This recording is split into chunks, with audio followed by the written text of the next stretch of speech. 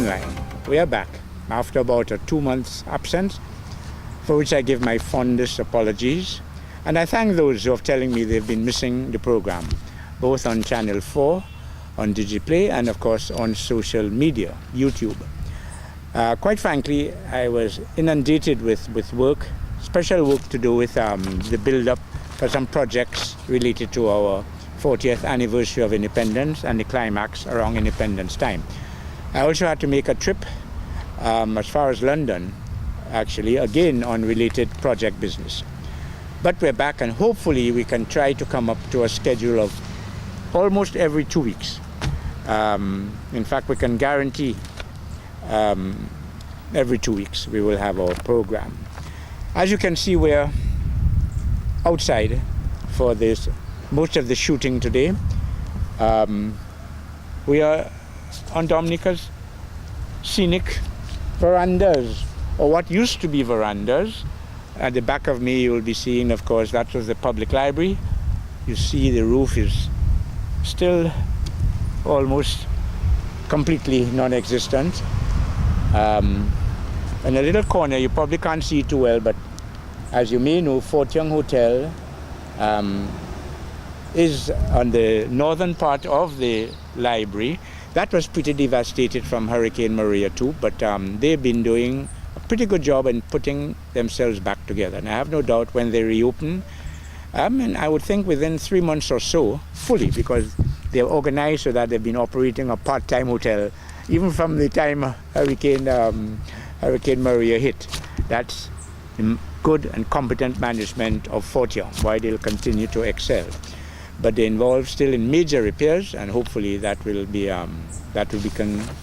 completely come to fruition before independence, I would think. On my other side, that is to the south of where I'm sitting, to the south of the library, is again what used to be the museum of many years gone. It was actually supposed to have developed even further, according to what was indicated by both the Honourable Prime Minister and Baroness Scotland, now head of the Commonwealth Secretariat.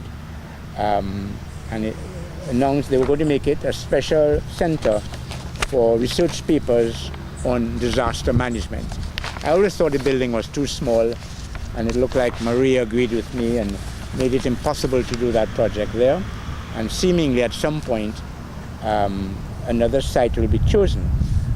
Bottom line, just like the library, nothing really has been done because there are so many things to be done in Dominica after the devastation of our Category 5 hurricane. There's no point repeating what we all went through at the time, terrible. And the rebuilding of Dominica has been consistent, but it has been slow. In fact, Dominica is generally very slow.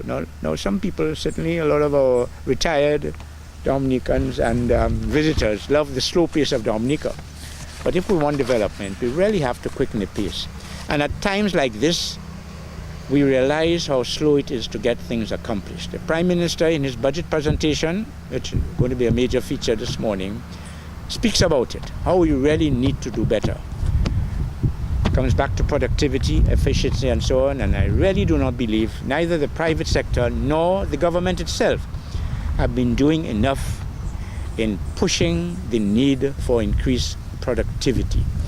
There's a certain amount of finance costs involved, and maybe the institutions that talk about Dominica's lack of productivity, as indeed in most developing countries, but institutions like the EU, like the World Bank, like even the Caribbean Development Bank, they're always saying we need to increase our productivity. What are they doing to finance that increase? Has to become a priority. Maybe every new project in Dominica should have an amount of money allocated to a specific area of either training, special training among the project people, special research in terms of that field of area, how it can be improved, because there's a lot of information available, but it has to reach the management level, the supervisory level, so that then the ordinary basic workers can understand the importance of it. But I will try not to stray too much on that. In this program, as I mentioned, we're going to be covering at length the budget. It's still the talking point. It always is, but it will be remembered because it was the first one with such a, well, very close to the $1 billion EC mark. So that is a compliment to the government for not being able to spend that much. Anybody can spend money, but figuring that he has got enough resources between grants, special concessionary loans, and of course our taxes, to be able to afford the kind of things he would like to see. And that's why we have the total amount quoted in the budget. So we'll talk about that. We'll talk about one of my favorite heroes, my favorite leader in the world ever, Nelson Mandela. And you'll understand why when we talk about him. We talk about Ross University. That again just recently has come up for a lot of speculation. We will also talk about, guess who? Paul McCartney. Most of you may know him as one of the Beatles. There's a connection now with Dominica. I know you'd be interested in that. Wait for it at the end. Okay? We'll take a short pause here. We'll be right back with the matters at hand.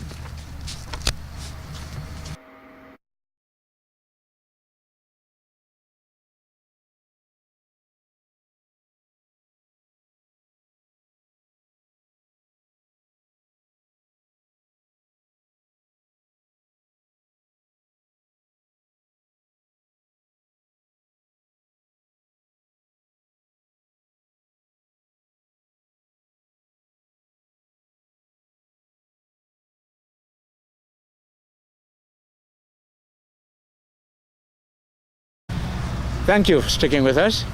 And yes, we're starting off with the 2018-2019 budget presentation. That, of course, took place on the 25th of July, just a couple of weeks ago, in Dominica. Actually, the cameraman can maybe zoom in on the cover of the printed version of the budget address. These days, a lot of people don't quite care for the print version. They want to get it quickly online. And by the end of that day, it was online. But there are advantages to having the paper document, like a book. You can read it comfortably, analyze it, take out like I often do when I read reports. But yeah, we were talking about the advantage of the print version. So I assume government will be coming out with that version soon. Quite frankly, I've had an advance copy of something I think will be the print version. And we'll show it to you again. That's the cover, very nice cover, which also spells out the name of this particular budget presentation, the title, From Survival to Sustainability and Success, a Resilient Dominica. A nice title, and the Prime Minister is famous for nice titles, nice wording, and nice speeches. Often people say, and correctly so, what is more important is the implementation. And that we'll have to watch and see what happens in the next year. If it doesn't quite happen according to what is documented here, people will be inclined to blame the Prime Minister, and to some extent he has to accept some of the blame, but most of it has to do with the public service, the private sector, and the society as a whole. The Prime Minister, no matter how brilliant he is, cannot do everything himself. So we really depend on everybody stepping up.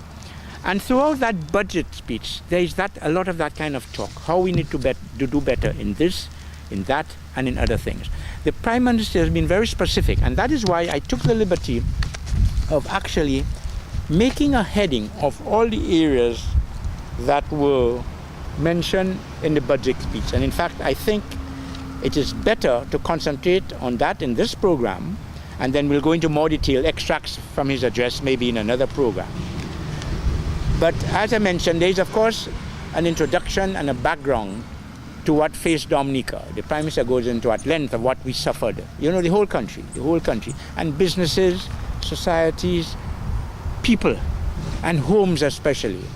And that is why when people look, as we were talking about earlier, the state of condition of the public library, nothing has been done there. Nothing has been done about the museum. And they say, why not? Education is important. Yes, education is important. Government spent a lot of time in getting the schools back on track.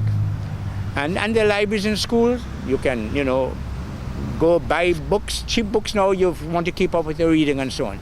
So we can understand why the public library perhaps is not priority, because there are still homes in Dominica that are still under tarpaulin. I know that has been a concern of the Prime Minister, especially, and all the senior people in government. And when they knew the hurricane season was coming again, and they were still fighting to, in fact, build and finish constructing some of the homes that had been allocated by the Prime Minister, the new homes. He had ordered 1,000 of these using a construction company in Barbados. We just didn't have construction companies in Dominica at that level. But it still takes time to build 1,000 houses. We have to remember that. Also, there's been a lot of bad weather. There was a lot of bad weather. There was a time, I think it was maybe around Christmas time, that there were literally every day tons of rain falling, weeks on end. You really wondered if Maria had not been satisfied with the damage done and was trying to maintain the levels of misery that Dominicans had to undergo. However, so the PM for quite a few pages, actually 6 pages, spoke about that. He also spoke about his initial strategy for survival to sustainability and success, where he was talking about his address at the United Nations, when he came out with this brilliant slogan that we would try to make Dominica the first fully resilient country in the world. Now, a lot of people say, what do you mean resilient? What do you mean by fully? How do you define resilient and so on? Well, it didn't trouble me, and I think it didn't trouble most people who were thinking objectively on what the Prime Minister was trying to achieve. Resilience is a broad word, but what the PM was attempting to say was that the strategy involving in making us stronger and better, that approach has to be even more powerful as we rebuild Dominica. We always rebuild after every hurricane, after every storm. But now there must be a strategy in place to do things even better than we had done. That basically. And so that he spoke about from the beginning. Do we really need our telephone poles, our telephone lines on poles? Do we need our phone lines on poles? Do we need our telecom services, certainly around in the Roseau and suburbs, and poles? Because these are the first things to get knocked down when you have a storm. What about putting them below the surface, underground? Great idea, except that we're all finding out it's a costly thing to do.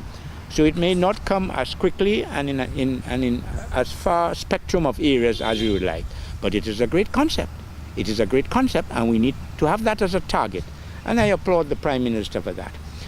But he also went on to speak about even Roseau itself in ways, and he detailed the ways we can make Roseau a more resilient city, and has actually outlined some details there where we have boosted the plan for urban renewal that had already started before for Maria.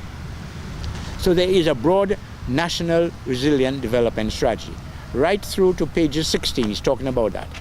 Then, of course, he talks about how best to execute that. And most of you may have heard of the existence of something called CREED, which stands for Climate Resilient Executive Agency of Dominica.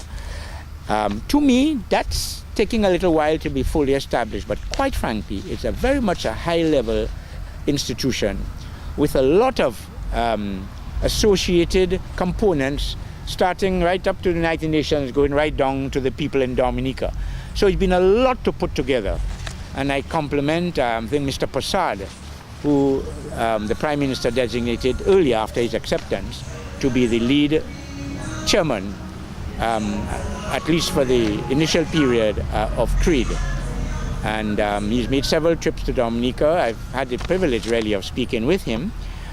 He's very optimistic. If he was negative, I don't think he would tell me he's negative in his optimism. So, but I still believe that he's very sincere when he really believes a lot can be accomplished under the dynamic leadership of our Prime Minister, a committed government and a committed world. A committed world. The British government, the American government, their aid institutions, United Nations are all committed to helping Dominica. And that's a great start. And we have seen evidence of that. A lot of money is coming to Dominica through those agencies.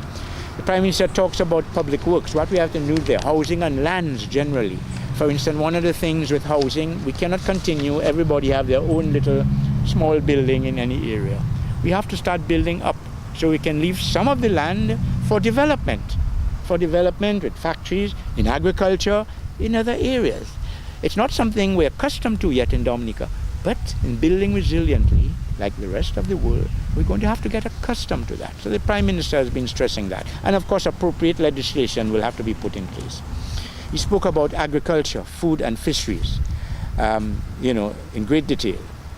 And then about in the ministries of trade, energy and employment, what needs to happen in health and social services, education and human resource development. The budget also spoke of youth, the strategy there, and of course sports and constituency employment. One other ministry, or a couple of others, commerce, enterprise and small business development. There were some initial initiatives to help small business in a big way. Unfortunately, that had to be, how shall we put it, put aside for a short while government took money that had initially been allocated to that area into the vital component of roads reconstruction. In the east, there were serious problems developing with, again, roads starting to deteriorate, the siding disappearing after months sometimes of the heavy rain. It is only after that these start, showing the negatives, and government has to concentrate on fixing those roads. So I think reasonable people would see that logic. The social policies that need to be enhanced, of course, environment will concentrate, and of course, he appointed a new minister in environment. It was about February this year. So not February, in April, that of the former opposition member, the Honorable Joseph Isaacs, who, from all reports, is filling the breach quite nicely. I have no doubt under the guidance of the Prime Minister himself. They're on the same floor. But Mr. Isaac, and I applaud him, as I say, he can speak, and I think he can motivate people, and that's important. That's the key role of any minister, to be able to articulate the policies, the strategies clearly, and to motivate not only the rest of the public service, but the whole country in doing that. So reforms of the social security system, again, that budget covered about the need, and which a new policy announced, to privatize waste collection. Again, everybody's been complaining about the garbage situation in Dominica. Terrible. And I, as a writer, as a columnist, have been pointing out that really it's not satisfactory. And so, you, Prime Minister, have to do something about it, because you're the most powerful person in government. You have to do. And I think he's starting to do something by announcing he's going to privatize the waste collection system. Now, that doesn't guarantee results, but almost certainly it will improve the garbage collection. The private sector, for more than one reason, generally works better than the public service. But we have to monitor them, because they're imperfect either, and there are a lot of areas that the private sector has been disappointing. In this, hopefully, they will show great leadership. And incidentally, further to that, government announced the banning of certain plastics and styrofoam. Somewhat controversial, because it's going to affect a lot of people who normally rely on plastic utensils and whatnot for a quick meal here and there. But I think the Prime Minister wanted to make a statement that, look, government is supposed to be the nature aisle, clean and green. We're not so clean because all of the styrofoam all over the place. He can help that problem by banning it. Left to me, I would advise that the greater problem is how Dominicans themselves treat waste. They individually, and companies involved, have to be penalized when they don't do what they should be doing. So if you're caught littering, throwing your plastic here and there, you should be penalized. The charges, the penalties should go up, and so on. And get the companies to ensure, for instance, one of the big retail outlets to do with fast food, maybe they can be committed one way or the other to provide more containers throughout the Roseau environments for people to put their waste. That could be one of the conditions of them getting their license to operate. But one has to be reasonable, in this kind of things. So maybe government is kind of in the right direction, but quite frankly, I'm one who has reservations of introducing this ban on plastics and even styrofoam. A lot of people believe styrofoam doesn't deteriorate. It does. I have a thing from the EPA, the American Environmental Protection Agency, which says no, styrofoam does deteriorate after a while. But if you have a lot of it all over the place for years, it's being garbage and it's an unsightly sight. That is what we have to manage. We have to manage how we deal with our waste. not just ban it, and inconvenience. For instance, plastic bags, which is something that's not on the list to be banned yet. But a lot of people figure it should be banned. I argue differently. The plastic bag is a very utility invention. You usually pick it up when you're buying groceries, and by the way, you get it free when you're buying groceries. You use it for your own indoor garbage. You use it as protection for storing things in the house. Use it for all kinds of things. But ultimately, how we dispose of it is a critical thing. That is what solid waste need to manage properly, and that is what the government needs to put policies in place to make sure our garbage, our plastic bags are properly handled in terms of waste disposal. So we don't want to see that there are whole islands developing outside of Dominica for garbage bags that are accumulating in the sea. We can do better. Okay, coming quickly to the end of that particular area, again, the pilot, National Health Insurance, he spoke about how that's being expanded. It was a great novel idea, by the way. So, when you introduced it about more than a year ago. Integrating people with disabilities into mainstream activities, spoken about that. And this tragedy about helping public service pensioners. The Prime Minister, the government has been very generous there. I'll say no more. And then he, of course, talks about marijuana and the initiatives that most of the Caribbean is taking now in opening the whole issue for debate and discussion. How far should we go in terms of decriminalize it? How quickly should we go? And things like that. Now, here I want to do that's kind of the last item on the budget. Of course, he's pointed out in the budget about incentivizing private sector to rebuild. That's important. And the Prime Minister, no one can say, although he's always giving money away to the poor, to students and so on, he's giving some money to the private sector straight in a lot of ways, including, by the way, grant schemes and in promotion, marketing monies for our hotel sector and so on. He is also directly, so not only that, he's also helping, of course, the poor in our society, but he's also helping these private sector by giving very soft loans to manufacturers, to the hotel sector, manufacturing. So, he's doing his bit in all the areas. He really is. It's we now that really have to act. But including that, as I say, that will be where we end our discussion of the budget. Hopefully next time we'll quote a little more on the actual budget. The very nice words there. But these are the areas that was covered in the budget. And when go on online, get your copy of it and look at the particular sections that appeal to you, some of what I mentioned. I hope there's an index on what you see, and then go and read what the Prime Minister proposes as part of the national strategy. Now, I was saying that we're going to talk just a little bit about marijuana as it comes up there. And I'm just hoping that my files, because we're working outdoors and papers tend to fly away and so on, but we will get that organized. Where is my marijuana thing? I cannot initially, okay, yeah, got it. Okay, I want to quote on something that I wrote about to do with marijuana. And I was saying that as part of the official thinking in decriminalizing marijuana, I hope the authorities seriously consider this first step. And this first step would be to grant an amnesty to all current inmates serving time for non-violent marijuana-related crimes. So if they've arrested this guy for carrying a bag, he said it was for his own thing, but they knew it was probably to traffic in, so they arrested him. The law did not accept that argument, so he went to jail. I would say that's a not violent crime. Let him free. I would also suggest that the authorities consider others just smoking marijuana. Again, that's against the law, was against the law. But it would help the whole atmosphere in discussing, debating marijuana.